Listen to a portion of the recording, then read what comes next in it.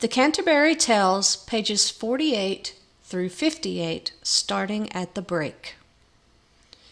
"You're clearly a woman after my own heart," called the monk, cantering up to the widow's side.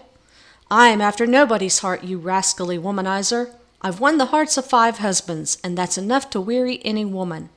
Now I'm free to think and say what I like, thanks be to God." She eased a heavy rug around her ample hips, and her plump legs poked forward in the stirrups. She was wearing red woolen stockings and soft leather shoes. I suspect she was richer than all the rest of us put together. The partner suspected the same thing. He edged closer, clearly intending to sponge money from her. "Speak up, young man," she bawled at him.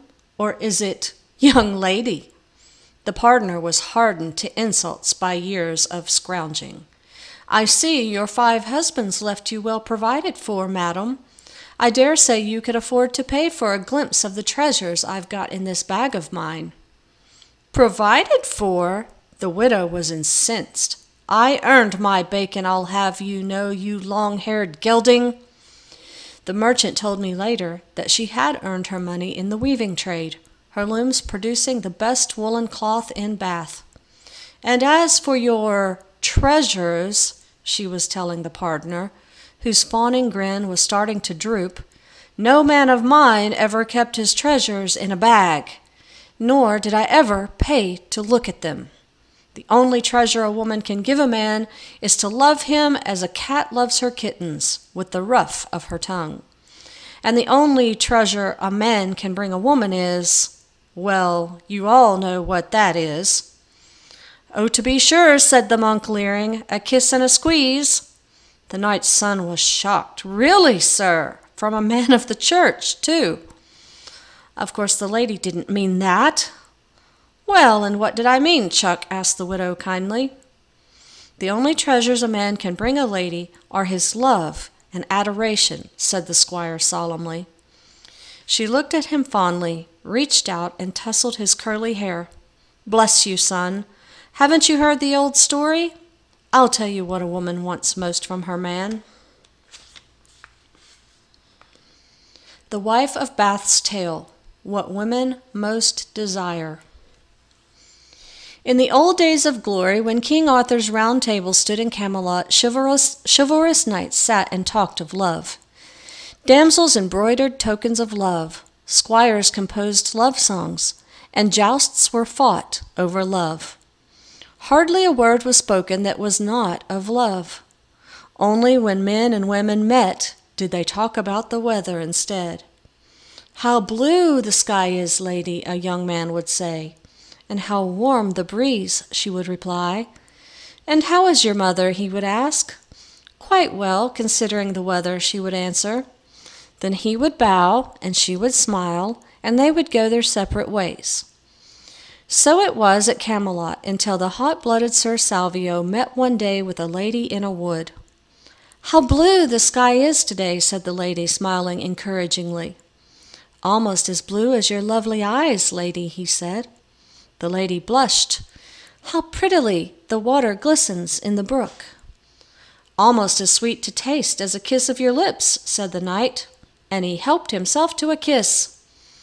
The lady picked up her green skirts and shrieked and swooped like a parrot in and out of the trees, all the way back to the court.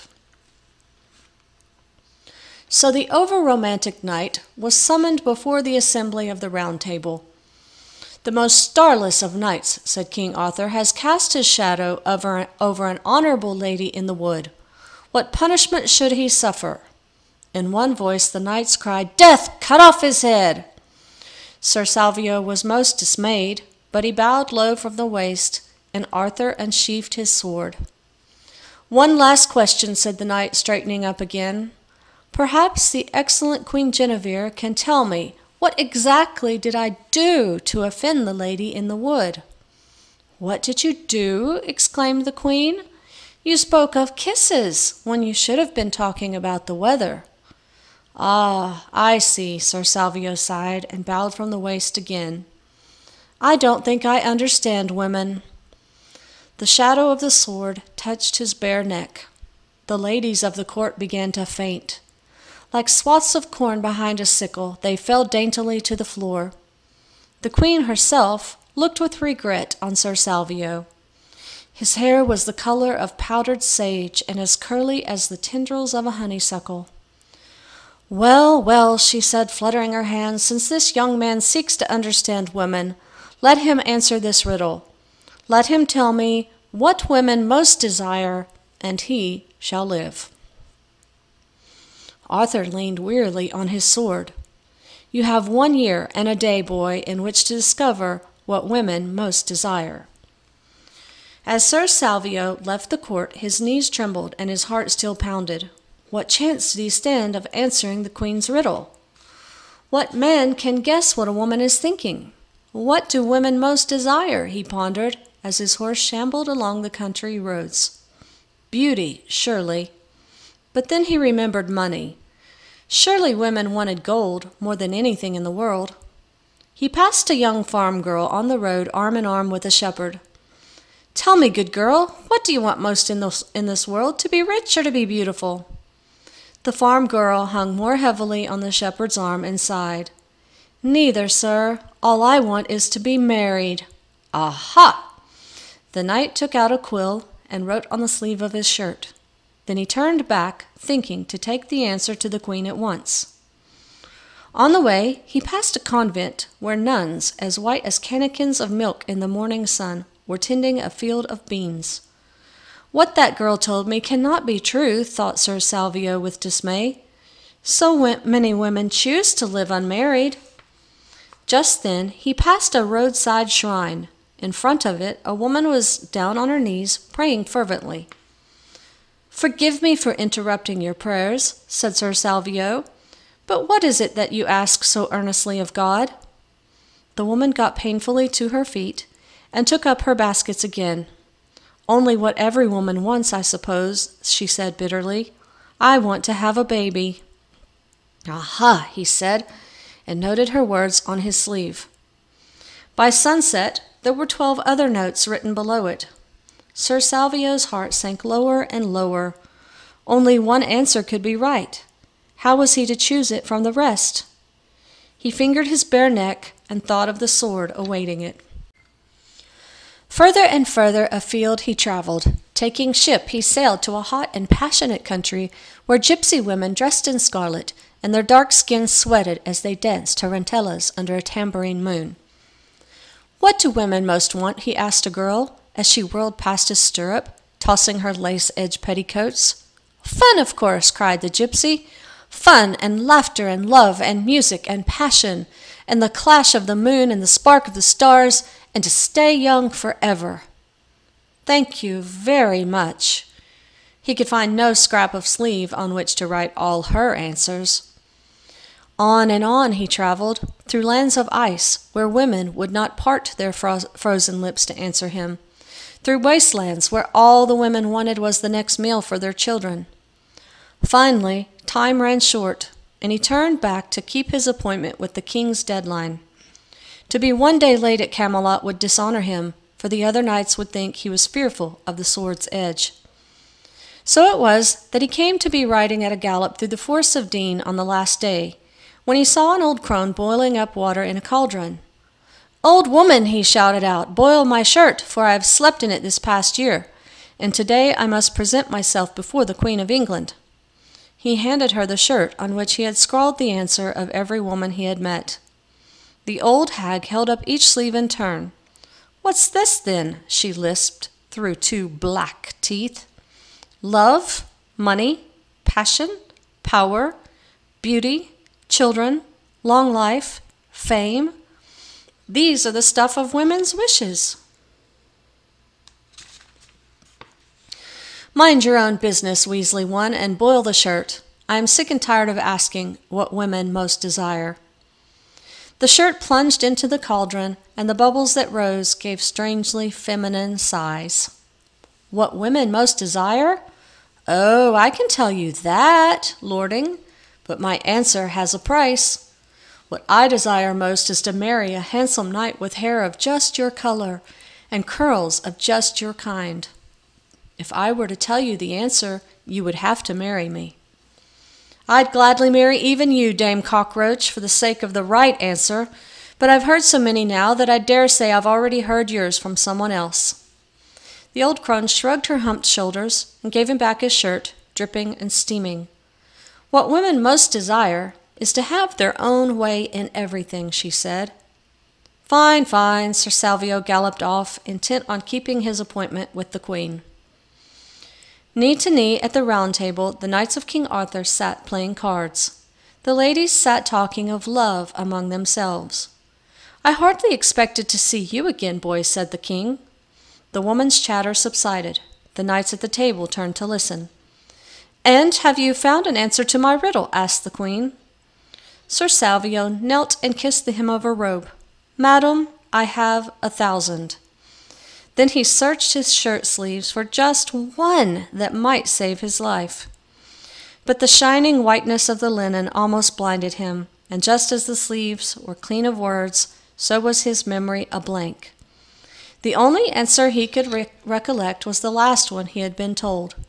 What women most desire is to have their own way in everything. "Oh, sorcery!" squeaked the queen in delicious horror. "No man ever worked that out for himself. I'm glad you have saved your life, Sir Salvio, for your hair is the color of powdered sage and as curly as the tendrils of the honeysuckle. But who told you the answer?" "I did," Queen Guinevere croaked an elderly voice. And there, perched on the back of the knight's horse where it stood tethered by the door, was the old forest crone. Her legs were as thin and knobbled as a chicken's. Here and there she had hair, but it grew only where it should not. The ladies of the court put their handkerchiefs to their mouths and gave little cries of distaste. I told this fair knight the answer, and in return he promised to marry me. Don't look so surprised to see me, sweetheart. I jumped up behind you as you put on your shirt. I did not want to delay our marriage by so much as a single day." In a gesture of wild despair, Sir Salvio threw himself headlong at King Arthur's feet. "Lord, be merciful and cut off my head here and now, for my life will be worse than death if I have to marry this... Sir!" The queen's voice was loud and forbidding. "Kindly remember that chivalry is the first law of this court." But the knight bared his neck and thrust his sword into King Arthur's hand. "Please cut off my head, your majesty."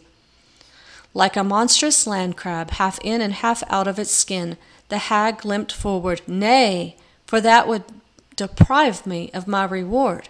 I claim my husband, and the law must give him to me." Then Sir Salvio threw himself at her pigeon-toed feet. "Take my horse, take my sword, my armor, take everything I own in the world, but spare my body. You don't know how I have dreamed of one day tasting love in the arms of a young and lovely wife." The antique bride gave one wild shriek of laughter and linked her arm through his. "I am yours to command now, husband," she said. "Yours as much as your horse or your sword or the shirt on your back." Then the king joined the hands of the bride and groom. "I give you the white wing of Camelot for your nuptial home." Never was there a wedding celebrated with fewer smiles and less dancing. The groom led his bride directly to the white wing, thinking to hide his shame within its walls. At the foot of the stairs, she tugged on his arm. "This is the threshold of our home," she said in a voice that crackled like burning stubble. "So lift me in your arms and carry me over the threshold." Sharp with bones and as heavy as brass, she weighed like a ship's anchor in his arms. But he carried her to their bedchamber and laid her on the white bed. "I'll sleep in the next room, lady." "Nay, for then we would not be married. Man and wife should sleep in the same bed." Sir Salvio lay down beside her, in his clothes, staring at the ceiling, and tears ran down into his ears. Beside him she smiled a toothless and frothy smile. "Is this any way to behave on your wedding night?" she said. "What have I done? Tell me, sweetheart. Nothing but save your life by answering the queen's riddle. What's the matter with me, love?" "What's the matter with you?" He gave a great groan. "Nothing you could alter, lady. You're an ugly old washerwoman, that's all." She gave another of those cacophonous laughs. "Oh, is it my ugliness, then?" Why, I thought you should be glad." He lifted himself on one elbow and stared at her, his eyes blinded with tears. "Glad? Yes, glad. A pretty wife is often a worry to a man. All the time he's away fighting or questing or taking his horse to the blacksmith, he has it in mind to wonder, what is she doing now? Which of my friends is flirting with her? Has she run off yet with my squire or my serving man?" He nodded his head and smiled forlornly. "In all my travels during this last year, I have not met one pretty woman I would trust." And he closed his eyes in despair. But when he opened them again, there on the bed beside him, in a gown of green velvet that put him in mind of cedar trees, lay the lady of his dreams. Her hair was the color of powdered honeysuckle, and she smelt of sage. Only in the days of glory, when fairies were as many as the motes of dust floating in a sunbeam, could a man have found himself married to a fairy. "Yes, it is still I, the washerwoman from the forest," said the fairy bride, "and now the choice is yours. Will you have me like this, or in my other form? Shall I be ugly, but truly love you all the days of my life? Or shall I be beautiful and a worry to you each night of your life?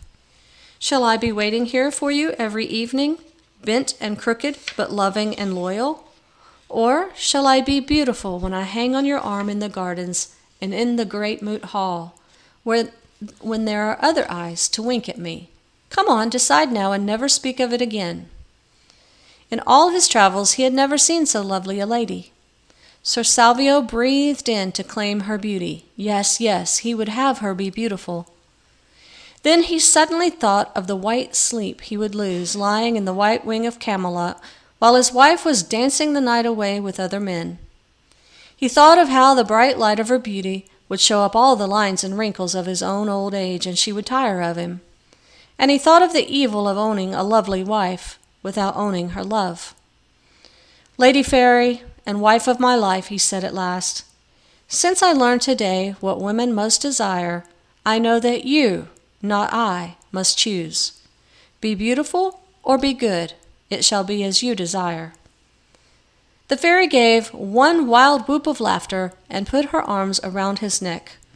Her mouth was a well of kisses. "Because you gave this answer," she said, "you may have me in my fairy shape and keep my love and loyalty always. I will be good and faithful, and I will always be waiting here for you in the white wing of Camelot. For never in the history of human beings has a man learned so quickly what women most desire." So every night the white wing of Camelot resounded to their laughter, and during the day Sir Salvio was the envy of every other knight, for he had a wife who never talked about the weather, and who liked nothing better than a kiss in the wood from her beloved knight.